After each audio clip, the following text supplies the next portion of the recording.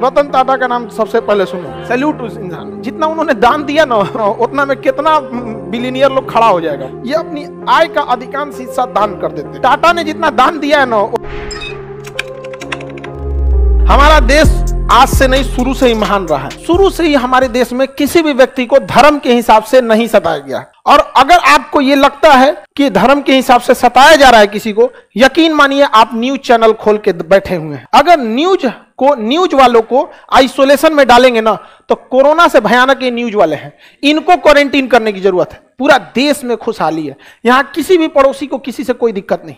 अगर आपको लगता है कि देश में माहौल खराब है, इट मीन्स आप न्यूज देख रहे हैं। आप देश नहीं देख रहे हैं न्यूज देख रहे हैं। आप देखने के बाद ना खाली वैसे लोग को वहां बैठाया जाता है जिनकी कोई योग्यता नहीं है। उन्हें ग्रुप डी का क्वेश्चन दे दीजिएगा तो नहीं सॉल्व हो पाएगा, भाग जाएगा सब वहां पे अब ऐसे लोगों को बैठाया जाता है। तो भारत शुरू से महान रहा है। जब भी किसी देश को सताया गया है तो वहां के लोग भारत में आए हैं, स्पेशली धार्मिक कारणों से जब सताया गया है। तो जब कभी आपके ऊपर धर्म के हिसाब से अत्याचार होता है तो इसे रिलीजियस परसिक्यूशन कहा जाता है। टेक्निकल वर्ड याद रखना है, क्या जी? Religious persecution. रिलीजियस परसिक्यूशन मतलब धार्मिक प्रताड़ना। यहां पर ईरान में पहले पारसी लोग रहते थे। कौन रहते थे? पारसी। लेकिन ईरान में जो क्या हुआ, ईरान में अरब का क्या हो गया? आक्रमण हो गया। पारसियों को वहां से भागना पड़ा। पारसी धर्म के लोग बड़े शांत होते हैं, शादी विवाह बड़ा कम ही, मतलब इन लोग में इनकी जनसंख्या बहुत कम होती है पारसियों की। ये अपनी आय का अधिकांश हिस्सा दान कर देते हैं, जिसमें आप रतन टाटा का नाम सबसे पहले सुनो।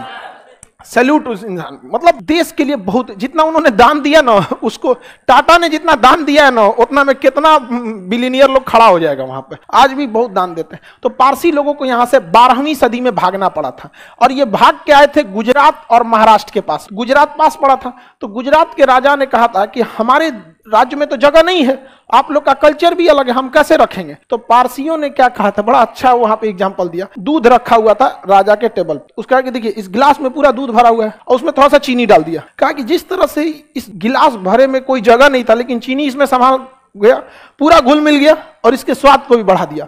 हमें भारत में जगह दीजिए, हम भी इसमें घुल मिल जाएंगे, कोई तकलीफ नहीं देंगे, बल्कि भारत को और आगे बढ़ाने में सहयोग करेंगे। और वो बहुत अच्छा से उन्होंने सहयोग किया। वो बहुत कम है, उनकी परसेंटेज में भी, संख्या में भी नहीं आते, दशमलव में आते हैं लोग परसेंट में, लेकिन बहुत शांति प्रिय। तो 12वीं सदी में हमने किसे शरण दिया?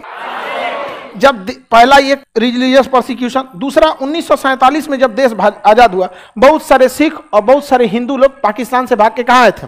भारत में। दूसरा हम लोगों ने कब दिया? 1947। 1959 में चाइना ने तिब्बत पर आक्रमण कर दिया। कहाँ आक्रमण किया?